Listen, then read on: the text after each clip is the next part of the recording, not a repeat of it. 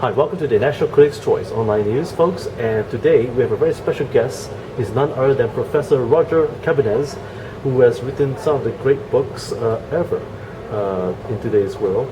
And one of which is The Jew in the Lotus, The History of Last Night's Dream, The Missing Jew, and also the latest, To Die Next to You. Professor Kamenetz, welcome to my show. Oh, thanks, Robin. Please tell us more about your new book, To Die Next to You. Okay. The book came out of my experience with dreams, and the poems have a dreamlike quality. I wrote them over a period of about 5 or 6 years, and then I met a painter named Michael Hoftka, and he took on the task of illustrating every poem with a painting. So the book has both poetry and painting side by side. And part of my interest is to explore images, the power of the image as in combination with the power of the word. So this dialogue between image and word. Now, why did you give a title To Die Next to You? It's a very spiritual title to me. Yeah, in a way it is. It's a poem. You're right, and I think the word die has an immediate impact. We're all going to die next to each other. We're all going to die, of course, and I think. But there's also an inner meaning to dying. For instance, if a person has a dream where they're at their own funeral, or they sometimes will see people die, it actually can refer to giving up an old self, an old way of life, and finding a new way of life. So actually to die could also mean to be born. Amazing. Could you give us just one reading or two from your new book? Sure. Of poems. I'd be happy to. Yes. To Die Next to You, folks. Well, I can read this poem. It's called To Die Next to You. Can you see the image? This is the image. Oh yes, it's amazing, folks. Look at this image. Amazing. So Michael's image is about, you might be able to make out the people falling through space. And so actually the poem is about the idea that, of course, when we're on an airplane, we're sitting next to a stranger, but if something went wrong, we hope it doesn't, then you would literally die next to that person, and perhaps you never really knew that person. So I was interested in that. Having just flown here for 7 hours thinking about it. So I'll read part of it. I don't know if I can read the whole thing. What would it be like to die next to you in your green cable sweater, who still requires a blue blanket against Arctic air? Airplane would go down, sobbing with gravity. In the chilled black night, sadly our eyes would panic, then look around. Who dies with us? What strangers? Cabin mates who shared sleep side by side, who shared rudeness, discomfort, poor air, and not one word. We never walked together 2 decent steps in the cabin. We would have shared no names as we plumbed the dead sky. And if we fell into the sun, would you even burn? Possibly you're an angel. Possibly you aren't even buckled in, or you live only to die in words. There is no certainty. Not even catastrophe gives guarantees.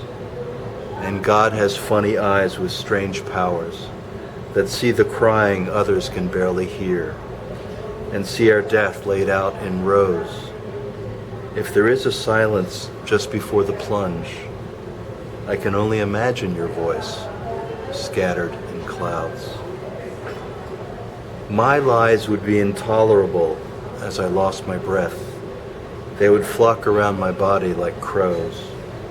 My lies mixed with your lies. Cacophony of metal skin, blood, and hurt. From below, someone sees our bodies into the earth, not knowing those lies were once our wings. But how can I speak of your lies, my seatmate? Possibly you are a secret saint. Perhaps your death was even ordained, and I am just a packing accident, a baggage slip. Is there a destination to fate, or does it pivot wildly like a ball of mercury on a griddle? Does it fly in all directions, like my eyes do when I panic and when I dream?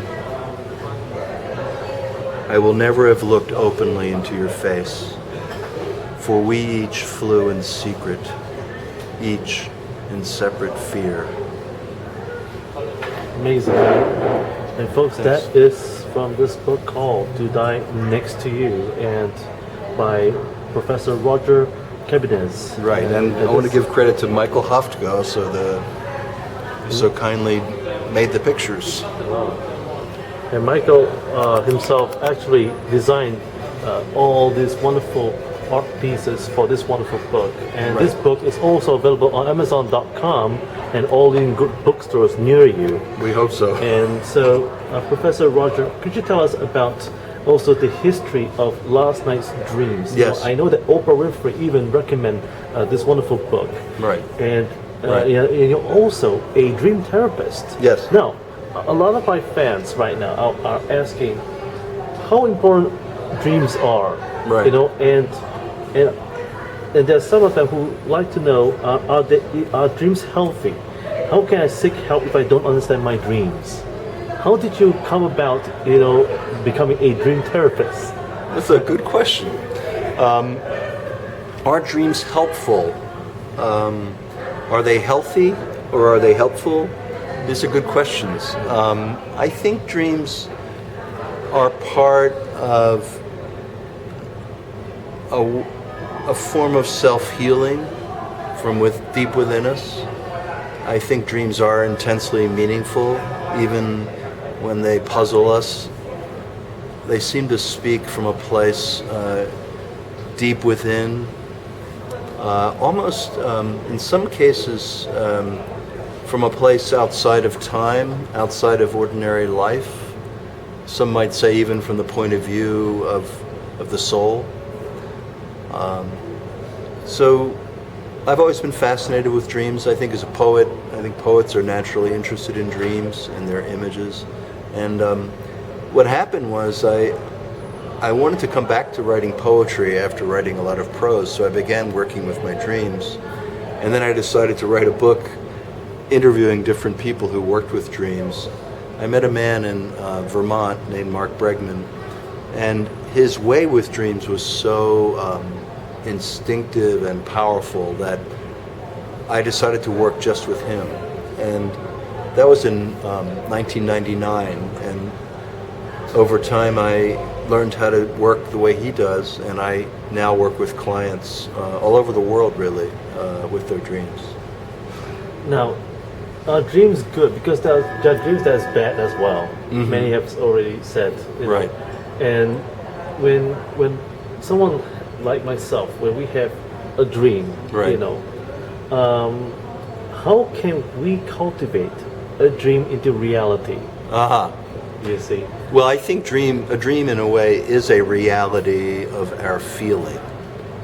And what I mean by that is our mind says, this is a good dream, this is a bad dream, this is a pleasant dream, this is an unpleasant dream. But really, all the feelings, the deeper feelings in our dreams are Robin. They're Rodger. They're us. In other words, we don't want to say there's a good Robin and a bad Robin, or a good Rodger or a bad Robin, right? We want to say that the feelings we have are all important, even the hard ones.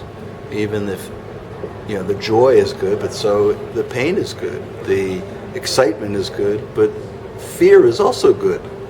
They're all part of who we are. And so when you commit yourself to learning from your dreams, you can't be scared away by bad feelings. one of my viewers like to ask this question: do dream have powers? You know, I often, and the second question they have is that I often forget what my dream is. Yes. Is that a common symptom? Yes. How can I, cultivate and able to retrieve the dream that I forget? So, most people tell me that's the number one question. I don't remember my dreams, or they'll say I don't have dreams. We know everyone, except for a very small number of people who may be on certain medications or have other issues. Most people do dream 3 or 4 times a night, and yet we remember so little of that world. I think it's because, for the same reason you brought up about bad feelings, that we have a lot of feelings, Robin, that we don't want to feel. We have feelings we don't want to feel. And so our dreams take us to those feelings. And instead of covering our feelings over with lies and distortions and excuses, the dream uncovers the bandage and you see the wound. We don't want to see it, but it's there. And by seeing it, then we can begin to heal. We can't heal what we can't see. And dreams show us the wounds that we can't see very often. Not always. I'm not, there are also wonderful things in dreams, but that's really the most important thing in dreams, is probably the things we don't want to see. So another question they would like to know is, what can they do to able to try to remember the dream, and should they write it down, or? Yes, I recommend having a notebook just next to your bed. I tell sometimes people have an expensive notebook as a kind of commitment. So at first, don't be discouraged if all you remember is just a little fragment. I talk about that in the book about, you might remember just a fish hook, or you might remember a man's face, or some little thing. You just write that down. And then over time, if you pay attention to your dreams, more dreams will come. You'll remember more and more, and you'll get more in the habit of remembering. So it takes, for most people, a week or 2 of trying. You have to be patient. And by the way, Professor Rodger Kamenetz, could you share with us about this book, The History of Last Night's Dream? Yes. Discovering the Hidden Path to the Soul. Yes. How important is this book to you that you've written? Could you share with us 3 key lessons that someone can take away after you have done your research and the reading of this wonderful book? Thank you. I think the book is very important to me. It gave me a new way to understand myself, and then maybe more importantly to understand others, to understand not the outside, but what people feel inside. That's very important for me. I have the opportunity, the privilege to work with, I have a number of clients, people who talk with me every week or every other week about their dreams, and I am involved with what's going on in deep within them. 3 things. In the book I talk about the gifts of the dream. One thing is dreams warn us about our bad behavior, where we're lying, where we're dishonest. They show us our failings without any varnish, with no, that's why they hurt. They show us, if a client has a dream where he's telling a lie, I'll say, well, do you lie like that when you're awake? And very often they can see, oh yes, I do lie. So that's the first gift, to show us a warning. The second gift is to show us the nature of who we are inside, even if the world doesn't know it yet. It shows the nature of our essence, of who we really are. Not the way the world sees us from the outside, but from within. And I think, for me, the third gift is a connection between this essence of who I am and what we call the archetype, the divine, the I use the example in the book of the dream of Jacob's ladder, where Jacob sees a ladder between heaven and earth, and a dream is like a ladder between heaven and earth. Why do you choose this title, The History of Life of Last Night's Dream? Because every night we're having a dream, and it's immediate, it just happened, and at the same time, if you go into the depth of it, it takes us way, way back into the depths of our own soul and the richness of who we are, and that's the history part. So after you have written this wonderful book, Yes. The History of Last Night's Dream, has that helped you as well? Has that enhanced your spiritual life as well as a life as a human being? Yes, I think so. I think it's really helped me become more aware of my feelings and my relationships. I think in a certain way, dreams are trying to teach us how to be in relationship with other people, with ourselves, and with the divine, with the spiritual reality that's around us. I mean, the word spiritual is a kind of catchphrase. I would say,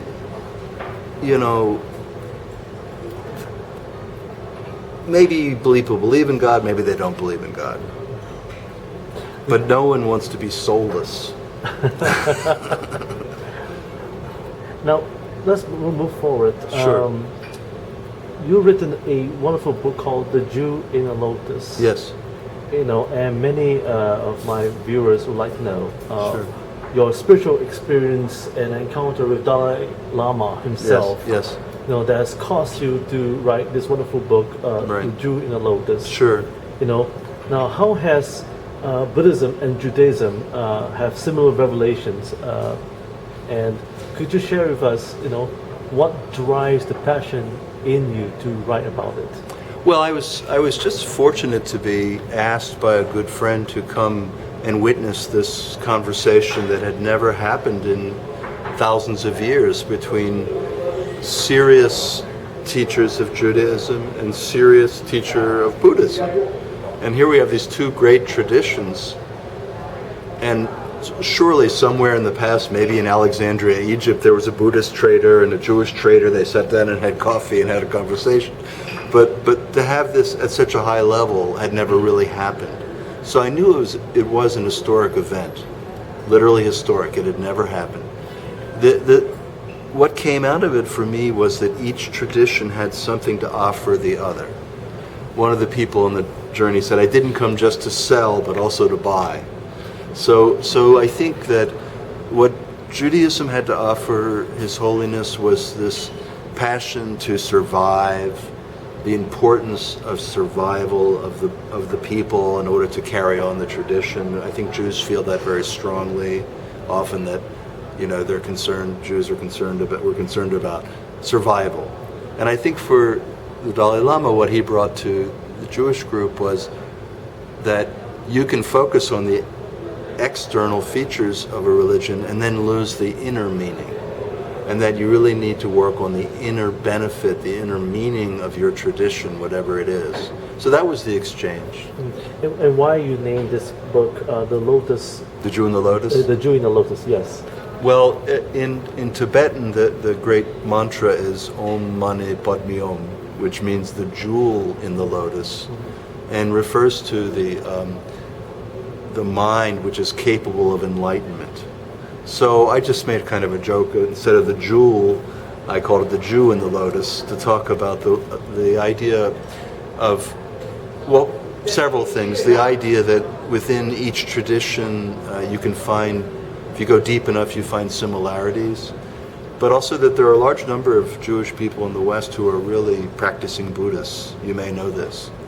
And therefore, in many ways, they are Jews in the lotus. They've become Buddhist Jews or Jewish Buddhists. So now, since the experience and your spiritual encounter with Buddhism and Judaism, so what do you consider yourself? Do you consider yourself a balance between a Buddhist as well as a Jew? You know, I am, from my own inner point of view, I think that if you go deep enough, these labels aren't very important. But I recognize, in other words, who am I in my dreams? Am I a Jew? Am I a Buddhist? I'm, Basho, the poet, says, I'm a windblown spirit. But I also recognize that I have a responsibility to my people that I came from, honor my parents, honor my grandparents, and at the same time, I am very moved by the universal spirit of the Dalai Lama and the Buddhist teaching. For instance, Dalai Lama will speak about all sentient beings. This is very broad-minded, and sometimes when you're in your own religion, it's somewhat more focused just on your own people. So I'm in a dialogue. I'm a living dialogue. Amazing. Now, you also wrote this book called The Missing Jew. Yes. Now, is The Missing Jew actually a precursor from The Jew in the Lotus? Because The Missing Jew, most of my viewers said to me that is actually probably they consider it as a part 2 of the written episode from The Jew in the Lotus. Now, the Missing Jew, why do you choose this title, and to what effect this Missing Jew is all about? Well, I wrote The Missing Jew when I was in my late 20s. I wrote The Jew in the Lotus in my 40s. I wrote this History of Last Night's Dream and To Die Next to You, I'm in my 50s and 60s. So over time, obviously, there's been a change in evolution. But I like the idea of saying, like you said, well, maybe this is a part 2, even though the book, I wrote The Missing Jew long before I wrote The Jew in the Lotus. Maybe you are still spiritually young in heart. Maybe so. I've stayed true to my initial spirit, right.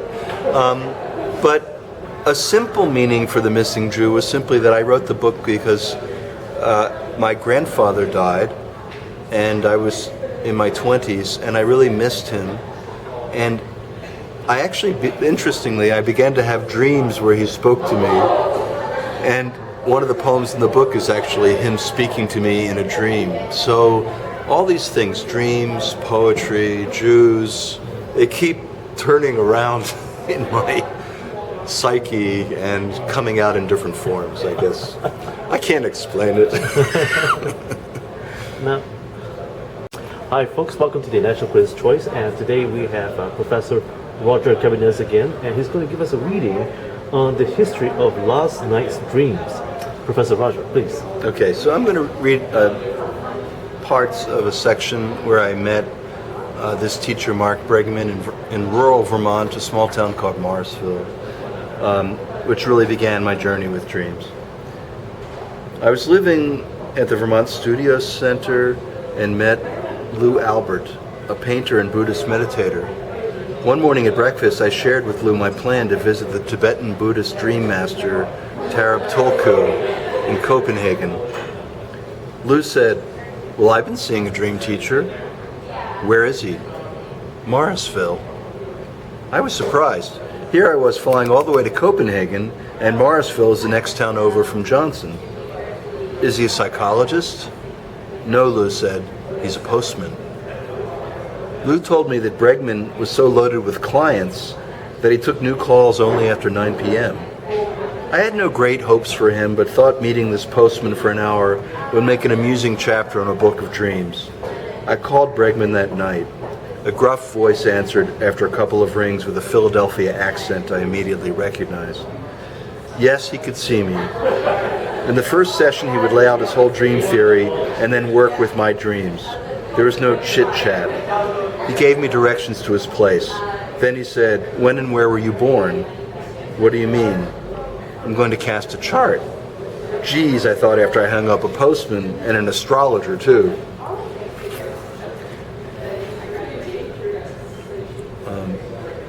I pulled into Bregman's driveway, greeted by a large white barking dog. I opened the car door slowly as the dog, who looked part wolf, glared at me. There didn't seem to be anyone around.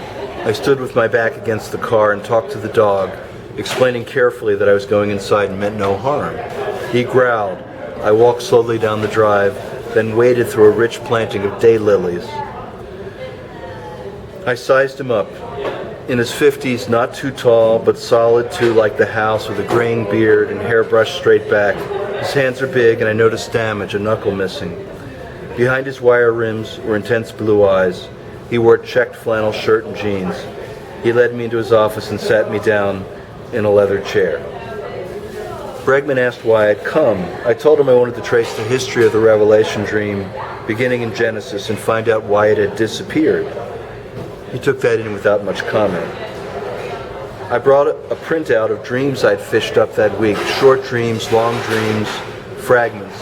I was curious to see what he would do with them, because they made no sense to me.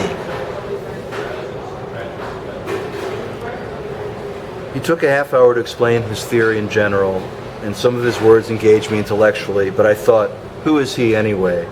In my mind, he was a postman with a nice farmhouse. How do you know when you've met the teacher of your dreams? By which I mean the spiritual teacher you trust. It's not an intellectual decision. At that level, as Bregman told me his theory, I reacted to his words with words of my own, those gum strips that come continuously flying through your mind one after the other. Yeah, he's got a good rap, a great rap, but he's a postman, and he's got my astrology chart there. What's with that?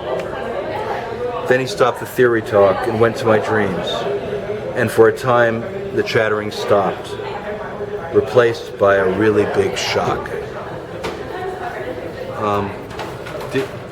People have different approaches to recording dreams. Some elaborate and explain, some make drawings. I can't draw, but I recorded every detail precisely because I didn't know yet what was important.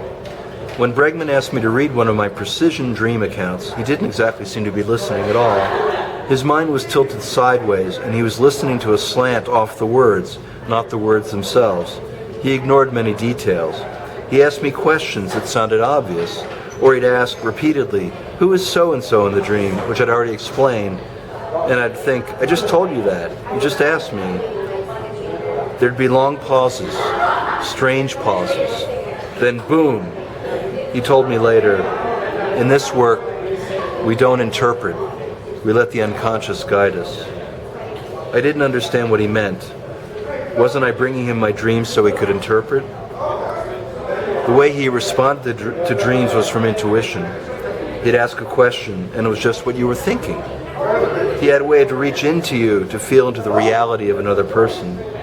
I felt that power and resisted, but then he gave me a shock. William Dumhoff, a sociologist of dreams, writes that 75 to 100 dreams from a person give us a very good psychological portrait of that individual. Give us 1,000 dreams over a couple of decades, and we can give you a profile of the person's mind. But Bregman didn't need 1,000 dreams or even 75. Just 3 and a glance at my horoscope. It's a trick he's done with others many times. He had a way of weaving dreams together into a single convincing story. I had 3 quick dreams. One was about a cricket, the second a fight in a London bar, the third was about a cop who stops me while I'm riding a bicycle. The cop asks me, do you have a license for that thing? I get angry. Then the cop says, is this your lawnmower? I didn't know what the lawnmower symbolized, or the bicycle for that matter. I told Bregman I'd been taking up biking lately. I was baffled by that dream. Bregman wasn't. The cop makes a joke, he said, but you don't have any humor about you because you're pretty scared. It was funny. Right. He makes 2 jokes. You don't get either. He calls your bike a lawnmower and he asks for your driver's license. Right. If he could have said to him, where do you get off? You two could have had a good belly laugh. Yeah, I see that now, but I didn't get it in the dream. What the cop is trying to do is say, what the hell are you scared about? He's trying to deal with your fear and play with it, to get you to see the idea that maybe it's all right for you to be you. He's making fun of you and you don't get the joke, because you don't trust that you are all right with him. It was a curious way he was talking, as if the cop in the dream had a motive, as if I had a choice in responding. As I took all that in, Bregman went for the kill. Did you have issues with your father about being accepted? Both ways. I didn't accept him and he didn't accept me. Oh, okay, so basically that tied you to your mother. Yes, and that was her strategy also. Because she wanted you to not be with him. She was competitive. Absolutely. Oh boy. She won. And you lost. You lost your father. Boom. A punch in the gut. A blow to the belly. I'd been opened up like a cheap safe. All my cash was on the table. I couldn't believe he'd gotten to this core issue so quickly. It hurt and stunned, but I knew that what he said was true. Hi, welcome to the National Critics' Choice once again, and we have Professor Rodger Kamenetz, who's going to give us a reading from his wonderful book, The Jew in a Lotus. Okay.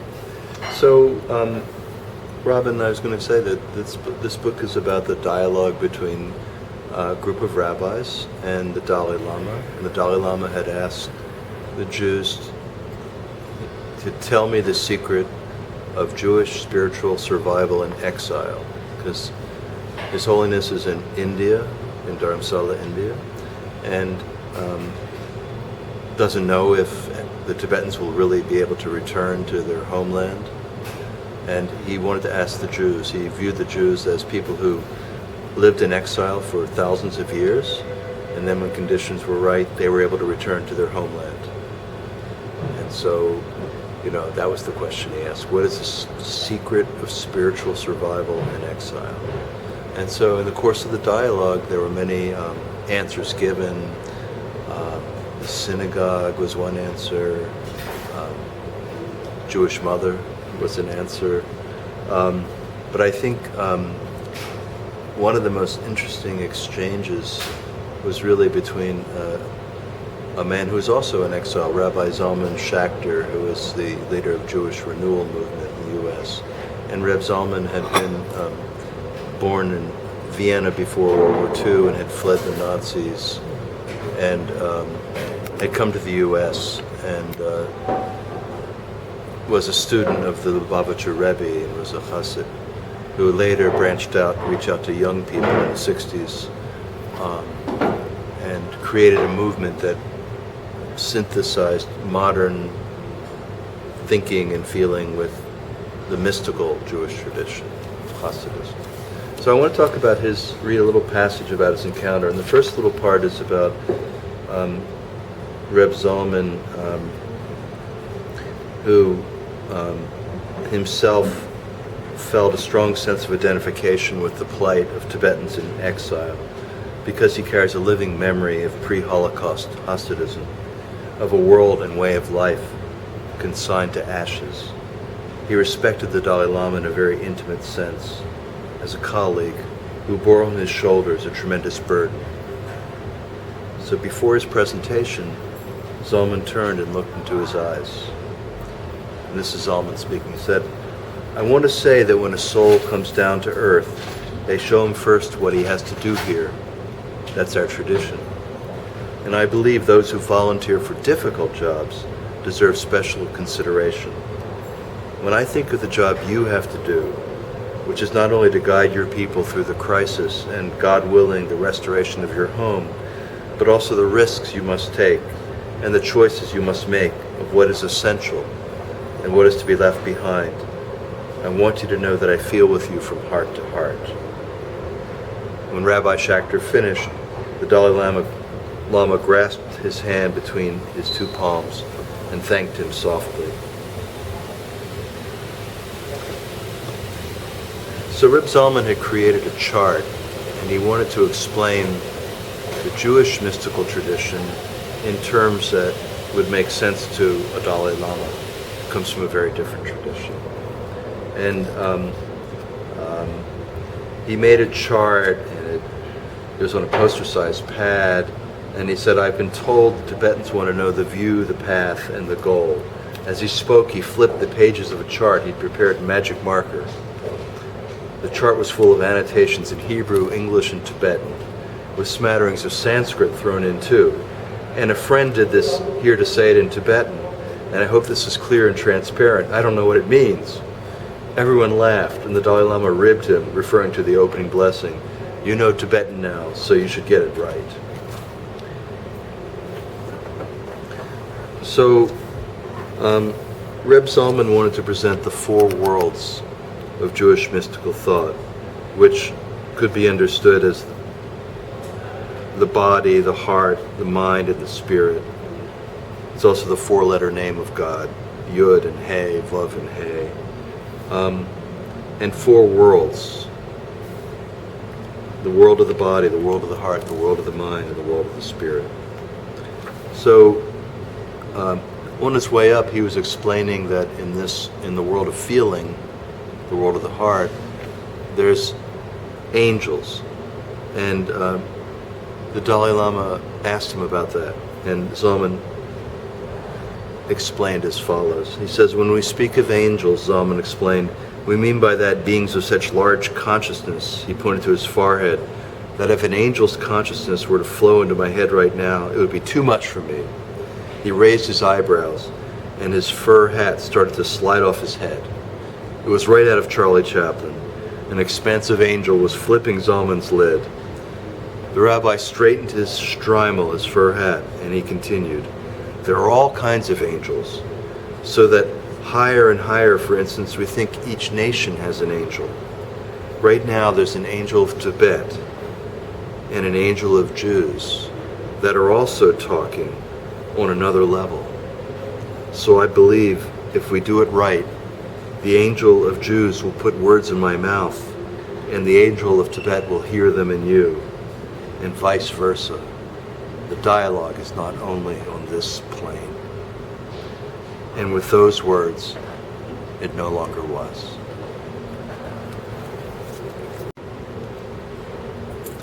So that moment, it no longer was for me too, because what Zalman was trying to say to the Dalai Lama, I think, is that if, at one level it was just simply, Rabbi Zalman Schachter, who had this history of being driven from his home, just like the Dalai Lama was driven from his home, and who felt with him heart to heart, person to person. But at another level, they were meeting and encountering, each of them representing their entire people. Zalman was representing all the lost Jewish history, the Jews who were killed, the Jews in Europe who carried the mystical tradition, who were mostly wiped out in World War II. And Dalai Lama carries the responsibility for the Tibetan tradition, and which is in danger right now of being destroyed. So you could see the dialogue when we talk about an angel of the Jews or an angel of Tibet. What you're really talking about is a way of saying that something more is taking place in the dialogue than just two people talking. That something really deep is coming through each one of them. And Zalman's language was very mystical, but to me it seemed the most true language for that moment. And that's the moment that really changed my life, because I saw that this way of understanding reality wasn't just a metaphor, it was true. Do you consider yourself a spiritual person, and how does that affect you as an author and as a person? Well, I think we're all spiritual, we all have souls. And whatever the word soul means to you, we have essence. There's an essential, we all know that there's an essential part of us that we consult, or that tells us when we're going the wrong way sometimes. Sometimes we get a no from it, like don't do this. Sometimes it's a yes, I love this, I want this. Whatever that deep thing is, I call that soul. You could call it other words. So, of course, we're all spiritual people, but I do think more and more that the shift for me would be that instead of writing about the soul, I would like to say that all of our writing comes from the soul. And that's my orientation. Being an author for 11 books, Yes. and and including a bestseller, Yes. The Jew in the Lotus, which became a PBS documentary, Yes. and even a wonderful book called Stalking Elijah. Everybody would like to have get an advice from you as a National Jewish Book Award winner as well. Yeah. What would be the 3 key advice for someone who wants to write all of the spiritual experience? Could you give these 3 key advice? Because writing a spiritual book like the way you've written, in a Jewish context, Right. must be a very daunting task. I mean, Well, I think we should. I think the advice I would give is be honest, have a sense of humor, and you want 3. I'd say don't take yourself too seriously. Those 3 things. I think the great advantage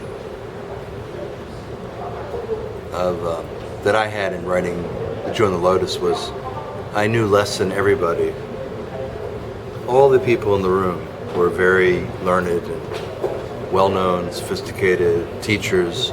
I was nobody, and being nobody is the best position to write from, I think. And then I was there. The Dalai Lama kept saying, "I'm eager to learn from you," and I was very eager to learn from everyone. And I think if you can keep that spirit alive in you, to be eager to learn, that's the key to this kind of writing. and after you have met Dalai Lama, His Holiness, what Yes. was the one thing that you've learned after writing this wonderful book? I think the first impression of him that I learned was the power of listening. I always thought that it was powerful to speak, and I learned how powerful a listener he was, that he just pulled things out from you by the way, the intensity of his listening. And I think that the communication from that was that you have something to tell me. I think that's very powerful in him. One of my viewers like to ask this question to you, and that is, do you still consider yourself a dreamer today? I mean, you're a dream therapist. Do you still dream, and do you actually, arrest the dream and interpret them daily? I take my dreams very seriously, and we have what we call a homework, where we take a moment from a dream and consult it throughout the week or whatever the period is. But absolutely, I live from my dreams. How can our viewers contact you for more information about your work as a dream therapist and as an author? Do you have a website of some sort? Yes, it's just KAMENETZ.com, Kamenetz.com. Once again, thank you for joining us here at the National Critics' Choice, Professor Rodger Kamenetz, for all your advice. And viewers, please do join me again in your next episode of Robin Stienberg.